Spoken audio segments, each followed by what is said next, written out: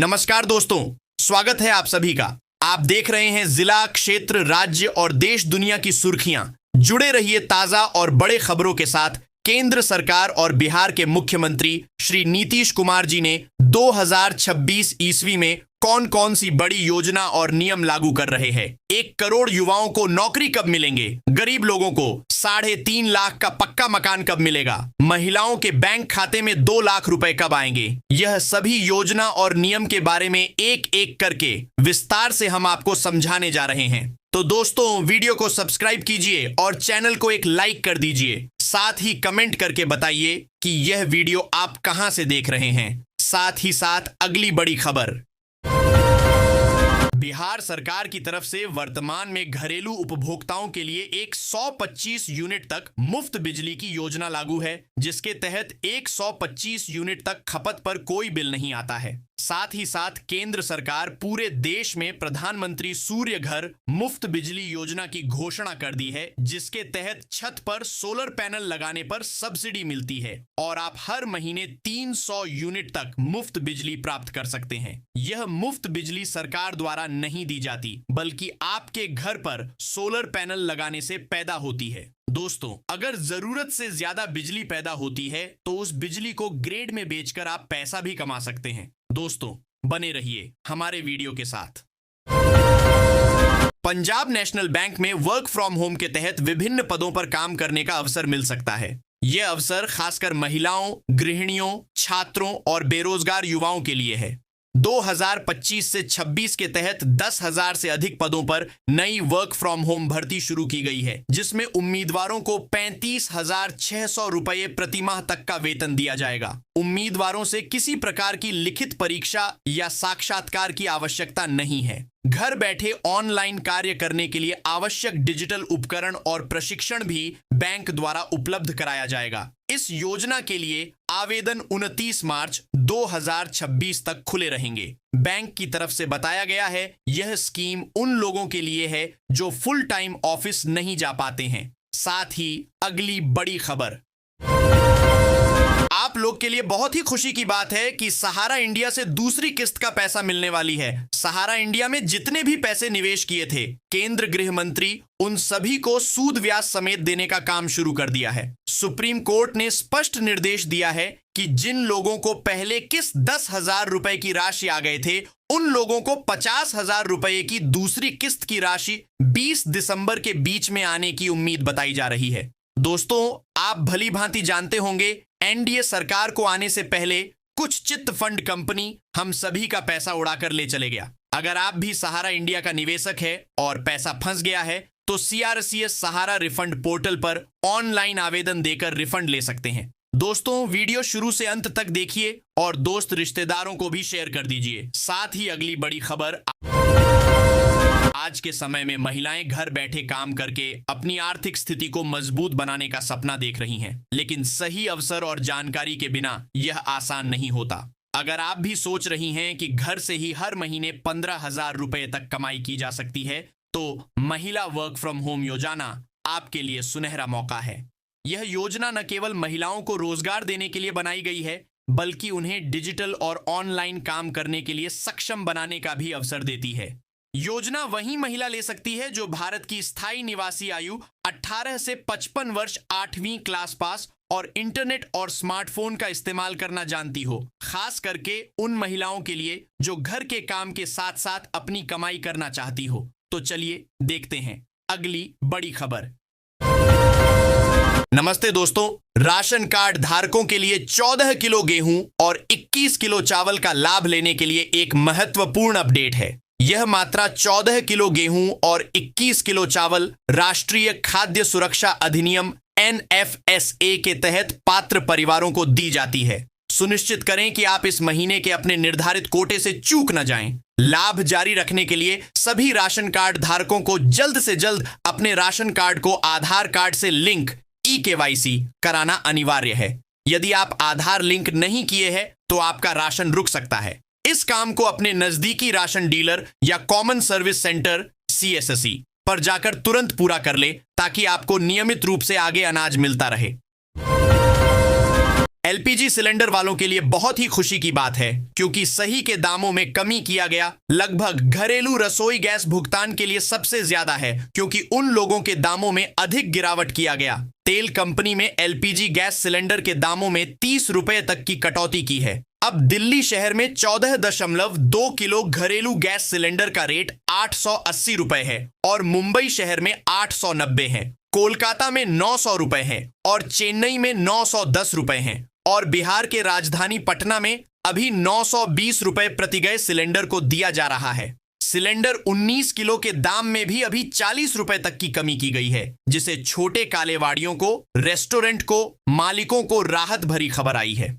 साथ ही साथ अगली बड़ी खबर, भारत में बढ़ती महंगाई ने गरीब और मध्यम वर्ग परिवारों के मासिक बजट पर भारी दबाव डाला है, खासकर घरेलू रसोई गैस एलपीजी सिलेंडर की बढ़ती कीमतों के कारण। इस समस्या को ध्यान में रखते हुए सरकार ने एक राहतकारी योजना की घोषणा की है। इस नई योजना के तहत प्रत्येक राशन कार्ड धारकों को फ्री एलपीजी गैस सिलेंडर के साथ साथ 1000 रुपए की प्रत्यक्ष आर्थिक सहायता प्रदान की जाएगी। यह योजना केंद्र और राज्य सरकारों के सहयोग से संचालित की जा रही है। यह योजना गरीब परिवारों को रसोई खर्च में राहत देने और उनके जीवन स्तर को बेहतर बनाने पर केंद्रित है। विशेष रूप से बीपीएल श्रेणी के राशन कार्ड धारकों और प्रधानमंत्री उज्ज्वला योजना के लाभार्थी परिवारों को इस योजना से सीधा लाभ मिलेगा। यह राशि परिवार की महिला के बैंक खाते में सीधे डीबीटी के माध्यम से भेजी जाएगी। हाय दोस्तों, आज मैं श्रम कार्ड योजना के बारे में बताऊंगा। ये योजना उन लोगों के लिए है जो फैक्ट्री या दुकान में काम करते हैं, लेकिन उनका कोई बड़ा इंश्योरेंस नहीं होता। Labour card scheme online apply करना बहुत आसान है, अगर आपका कोई रिश्तेदार या दोस्त इसमें काम करता है। चलो शुरू करते हैं। श्रम कार्ड, जिसे ई श्रम कार्ड भी कहते हैं, ये भारत सरकार की एक अच्छी स्कीम है। ये उन वर्कर्स के लिए है जो अनऑर्गेनाइज्ड सेक्टर में काम करते हैं, जैसे घर पर सिलाई करने वाले, रिक्शा चलाने वाले या कंस्ट्रक्शन साइट पर मजदूरी करने वाले। ये 2021 में शुरू हुई थी। इस कार्ड से आपको पेंशन, इंश्योरेंस और जॉब की मदद मिलती है। Labour card scheme online apply करके आप एक यूनिक 12 डिजिट का यूएन नंबर पा सकते हैं, जो पूरे देश में काम आएगा। प्रधानमंत्री किसान सम्मान निधि योजना देश के छोटे और सीमांत किसानों के लिए एक महत्वपूर्ण आर्थिक सहायता योजना है। इसके तहत प्रत्येक किसानों को साल में 3 बार 2000 से 2000 रुपए की किस्त सीधे बैंक खाते में दी जाती है।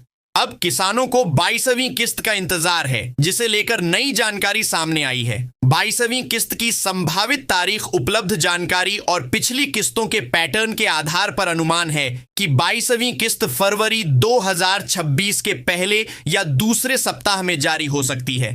पिछली यानी 21वीं किस्त 19 नवंबर 2025 को ट्रांसफर की गई थी। भुगतान डायरेक्ट बेनिफिट ट्रांसफर के जरिए सीधे बैंक खाते में आएगा। तो दोस्तों, इसी तरह सभी योजना और सभी नियम का अपडेट देते रहेंगे। तो दोस्तों, वीडियो को अगर सब्सक्राइब नहीं कर रहे हैं तो सब्सक्राइब कर लीजिए और चैनल को एक लाइक भी कर दीजिए। साथ ही अपने दोस्त रिश्तेदारों को कमेंट कर दीजिए, ताकि एक भी योजना उनसे भी मिस नहीं हो। बिहार में बेटी के जन्म पर नीतीश सरकार की तरफ से एक खास सौगात मिलेगी। बेटी के जन्म के साथ ही परिवार को 21 सरकारी योजनाओं का सीधा लाभ मिलेगा, जिसके तहत बेटी के जन्म से लेकर ग्रेजुएशन पूरा करने तक कुल 50,000 रुपए तक की आर्थिक सहायता सरकार दे रही है। यह 21 योजनाओं को मिलाकर एक अम्ब्रेला योजना है। यह राशि विभिन्न चरणों में मिलती है। जन्म के समय 2000 रुपए 1 वर्ष पूरा होने और टीकाकरण पर 1000 रुपए 2 वर्ष पूरा होने और टीकाकरण पर 2000 रुपए विद्यालय ड्रेस और नैपकिन। कक्षा 1 से 12 तक अलग अलग किस्तों में मैट्रिक 10वीं उत्तीर्ण करने पर, 10,000 रुपए इंटरमीडिएट 12वीं उत्तीर्ण करने पर, 25,000 रुपए और ग्रेजुएशन पूरा करने पर 50,000 रुपए की स्कॉलरशिप सीधे बैंक खाते में दी जाती है। नितिन नबीन को विरासत में राजनीति मिली है। वे नीतीश सरकार में लगातार तीसरी बार मंत्री बनाए गए हैं। नबीन बिहार के एक प्रमुख राजनीतिक परिवार से हैं और उन्होंने अपनी मेहनत और लगन से राजनीति में अपनी पहचान बनाई है। वे पटना शहर से आते हैं और उन्होंने क्षेत्र के विकास में महत्वपूर्ण योगदान दिया है। पौष मास के कृष्ण पक्ष की एकादशी, जिसे सफला एकादशी कहा गया है, आज सोमवार को श्रद्धा और विधि विधान के साथ मनाई जाएगी। इस व्रत के प्रभाव से व्यक्ति के पूर्व जन्मों के पापों का नाश होता है और जीवन में रुके हुए कार्य पूर्ण होते हैं। मान्यता है कि यह एकादशी व्रती के प्रयासों को भी सफलता प्रदान करती है। अररिया के सरकारी स्कूलों में नया टाइम टेबल लागू किया गया है, जिसके अनुसार विद्यालय सुबह 9:30 से शाम 4 बजे तक चलेंगे। इसमें प्रार्थना, शैक्षणिक और सांस्कृतिक गतिविधियों के लिए समय निर्धारित है। शनिवार को गैर शैक्षणिक गतिविधियां होंगी और कमजोर विद्यार्थियों को आगे बैठाया जाएगा ताकि शिक्षकों का विशेष ध्यान रहे। अमृत भारत स्टेशन योजना के तहत सासाराम जंक्शन में बदलाव होने लगा है। इस योजना के अंतर्गत स्टेशन पर कई आधुनिक सुविधाएं उपलब्ध कराई जाएंगी, जिससे यात्रियों को बेहतर अनुभव मिलेगा। रोहतास जिले के सासाराम जंक्शन के नवीनीकरण से यात्रियों को काफी सहूलियत होगी और स्टेशन का स्वरूप भी बदलेगा। जिले के लोगों के लिए नए वर्ष की शुरुआत एक बड़ी सौगात के साथ होने वाली है। सहरसा फारबिसगंज रेलखंड पर सरायगढ़ जंक्शन से पहले बैजनाथपुर झांझा के बीच बन रही नई बाईपास रेल लाइन का निर्माण कार्य अब अपने अंतिम चरण में है। रेलवे अधिकारियों के अनुसार नए वर्ष में इस बाईपास रेल लाइन का उद्घाटन हो सकता है। ठाकुरगंज नगर में जाम की समस्या से निजात दिलाने के लिए 39 करोड़ रुपए की लागत से ठाकुरगंज बाईपास सड़क का निर्माण शुरू हो गया है। 4.5 किलोमीटर लंबी यह सड़क कटहलडांगी से शुरू होकर NH 327E धर्मकांटा तक जाएगी। भूमि अधिग्रहण पूरा होने के बाद निर्माण कार्य में तेजी आई है। पूर्वी क्षेत्र अंतर विश्वविद्यालय पुरुष वॉलीबॉल प्रतियोगिता 2025 से 26 में ललित नारायण मिथिला विश्वविद्यालय की पुरुष वॉलीबॉल टीम ने अटल बिहारी विश्वविद्यालय छत्तीसगढ़ को 3-0 से हराया। टीम में मधुबनी, टेवाई, मंजौल, बरौनी और बेगूसराय के खिलाड़ियों ने उत्साहपूर्वक प्रदर्शन किया। टोली प्रबंधक डा नंदकिशोर पंडित ने खिलाड़ियों की निष्ठा की सराहना की। ग्रेटर नोएडा में पीएम किसान योजना में एक बड़ी सेंध का पता चला है, जिसमें पति और पत्नी दोनों ही अवैध रूप से इस योजना का लाभ उठा रहे हैं। अब प्रशासन ऐसे 800 किसानों से पैसे की वसूली करेगा। यह मामला वित्तीय अनियमितता और सरकारी योजनाओं के दुरुपयोग का एक गंभीर उदाहरण है, जिसके खिलाफ सख्त कार्रवाई की जा रही है। भागलपुर में शिक्षा को बढ़ावा देने के लिए 20 आवासीय मॉडल स्कूल बनाए जाएंगे, जहां छात्रों को पढ़ाई के साथ रहना और खाना भी मुफ्त मिलेगा।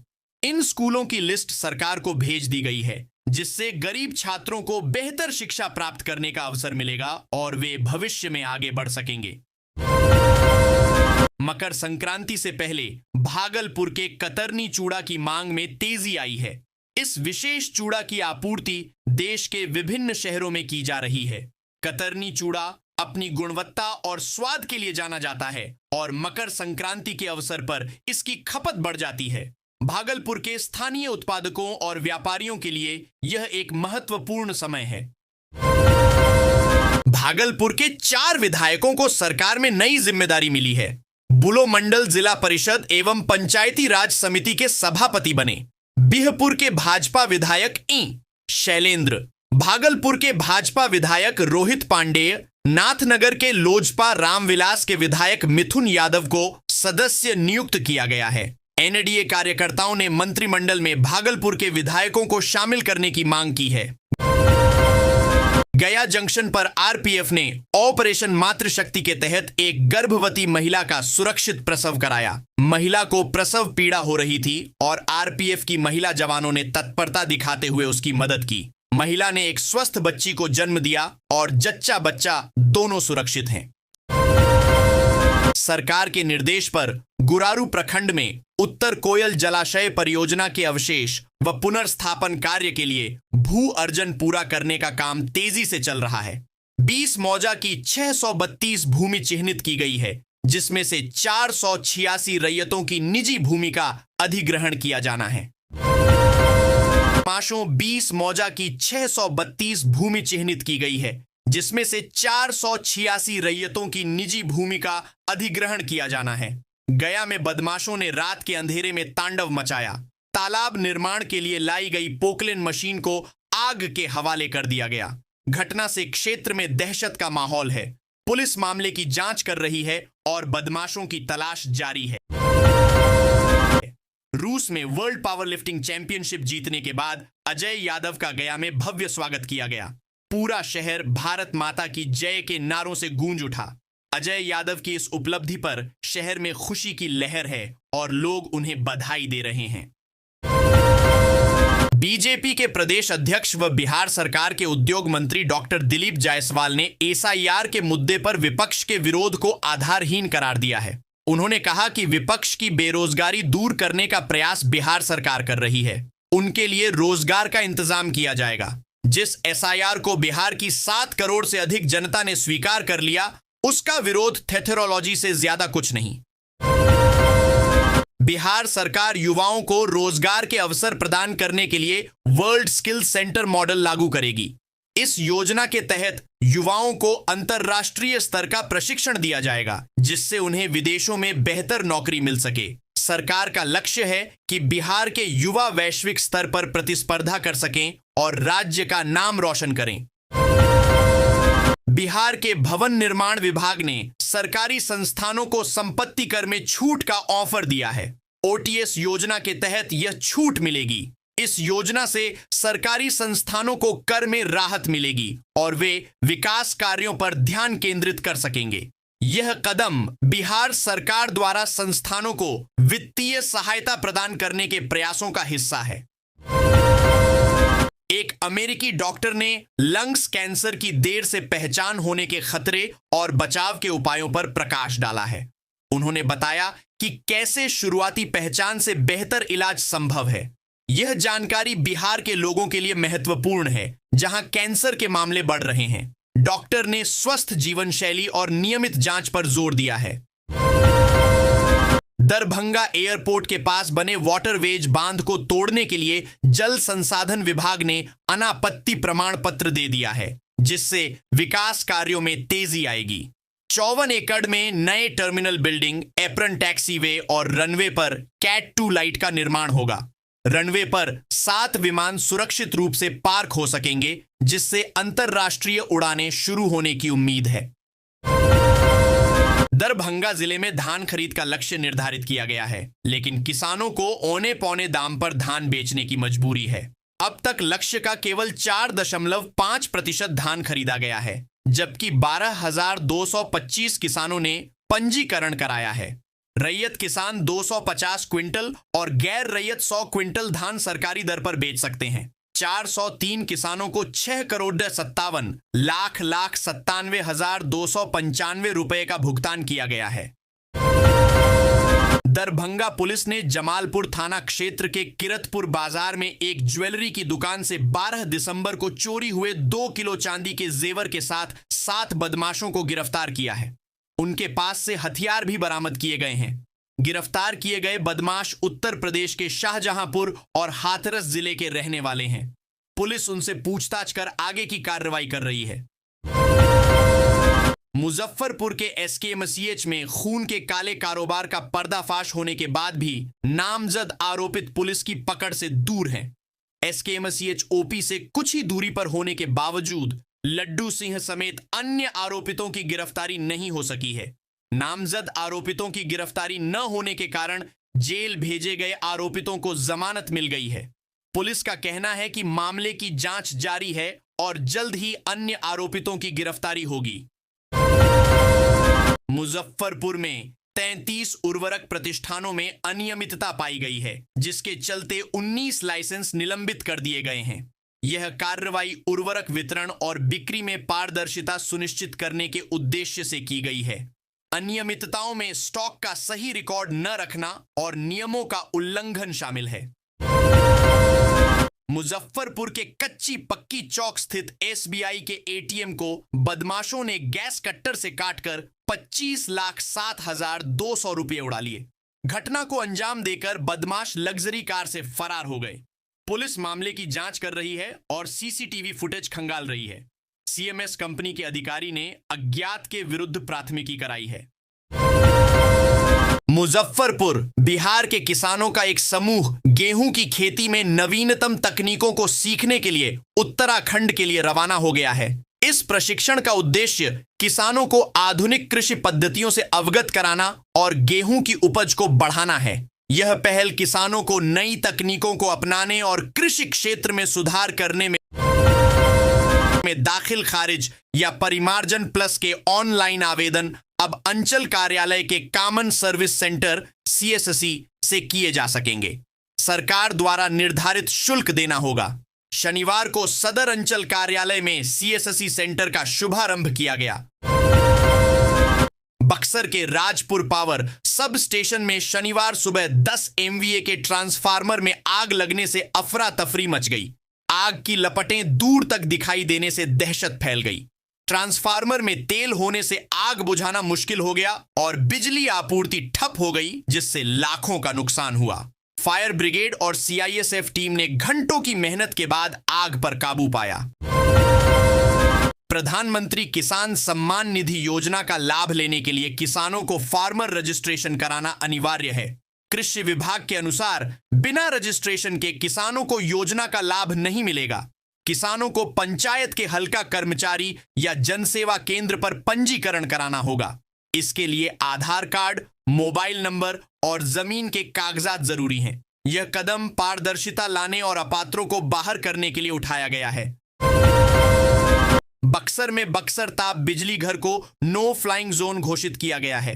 डीएम साहिला ने इस संबंध में सख्त निर्देश जारी किए हैं। अब इस क्षेत्र में बिना अनुमति के किसी भी प्रकार के विमान या ड्रोन उड़ाने पर रोक रहेगी। सुरक्षा को ध्यान में रखते हुए यह फैसला लिया गया है। बिहार सरकार पटना सिटी स्थित शक्तिपीठ बड़ी पटन देवी कॉरिडोर का निर्माण कराएगी, जिससे भक्तों को दर्शन में सुगमता होगी। उप मुख्यमंत्री सम्राट चौधरी ने गाय घाट में भाजपा कार्यकर्ता सम्मान समारोह में यह घोषणा की।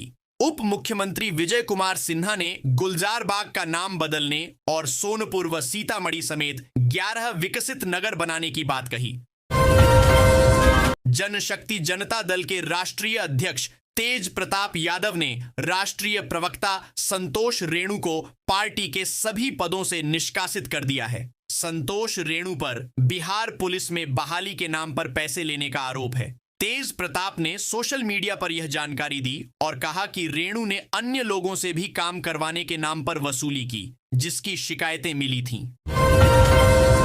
बांका के अमरपुर में चांदन नदी के बीरमा और राजापुर घाटों पर अवैध खनन के मामले में खनन विभाग ने 16 बालू तस्करों के खिलाफ प्राथमिकी दर्ज कराई है। इन तस्करों पर 75,800 घन फीट बालू का अवैध खनन करने का आरोप है, जिससे लगभग 82 लाख रुपए के राजस्व की चोरी का अनुमान है। मुजफ्फरपुर के औराई पीएचसी क्षेत्र में कई हेल्थ एंड वेलनेस सेंटर केवल कागजों पर चल रहे हैं। एएनएम के योगदान के बाद यह मामला सामने आया, क्योंकि उन्हें गांव में कोई सेंटर नहीं मिला। राज्य मुख्यालय ने इस पर नाराजगी जताई है। ग्रामीणों को इलाज के लिए दूसरे गांव जाना पड़ रहा है। वर्तमान में भूमि चयन व सरकारी भवन की तलाश की जा रही है। हेल्थ एंड वेलनेस सेंटर नहीं रहने से ग्रामीणों को कई स्वास्थ्य सुविधाएं नहीं मिल पा रही हैं। 14 दिसंबर 2025 नए साल में घर में शादी या कोई बड़ा फंक्शन है और सोना या चांदी खरीदने के लिए बाजार जाने की सोच रहे हैं, तो पहले ताजा भाव चेक कर लीजिए। आज 14 दिसंबर को सोने के भाव 1,34,000 के पार और चांदी के दाम 2 लाख ट्रेंड कर रहे हैं। रविवार को 22 कैरेट सोने के दाम 1,22,900, 24 कैरेट का भाव 1,34,070 है और 18 ग्राम सोने का रेट 1,50,800 रुपए पर ट्रेंड कर रहा है। वहीं 1 किलो चांदी का रेट 1,98,000 रुपए चल रहा है। आइए जानते हैं आपके शहर का 18, 22 और 24 कैरेट सोने का भाव। दिल्ली और जयपुर सराफा बाजार में आज 10 ग्राम सोने की कीमत 1,50,800 रुपए। कोलकाता और मुंबई सराफा बाजार में 1,04,300 रुपए। इंदौर और भोपाल में सोने का भाव 1,04,80 चल रहा है। चेन्नई सराफा बाजार में कीमत 1,03,300 रुपए पर ट्रेड कर रही है।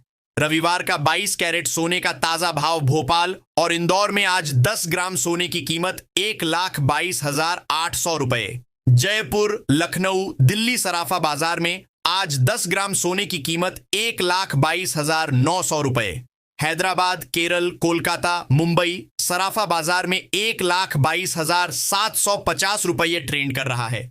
रविवार का 24 कैरेट सोने का ताजा भाव भोपाल और इंदौर में आज 10 ग्राम सोने की कीमत 1,33,970 रुपये। दिल्ली, जयपुर, लखनऊ और चंडीगढ़ सराफा बाजार में आज 10 ग्राम सोने की कीमत 1,33,970 रुपये। सोने की कीमत 1,34,070 रुपये। हैदराबाद, केरल, बेंगलुरु और मुंबई सराफा बाजार में 1,33,910 रुपये। चेन्नई सराफा बाजार में कीमत 1,34,950 रुपये पर ट्रेंड कर रहा है। पढ़िए रविवार का आपके शहर का चांदी का लेटेस्ट रेट। जयपुर, कोलकाता, अहमदाबाद, लखनऊ, मुंबई, दिल्ली सराफा बाजार में 1 किलोग्राम चांदी की कीमत 1,98,000 रुपये। चेन्नई, मदुरई, विजयवाड़ा, विशाखापट्टनम, हैदराबाद और केरल सराफा बाजार में कीमत 2,10,000 रुपये।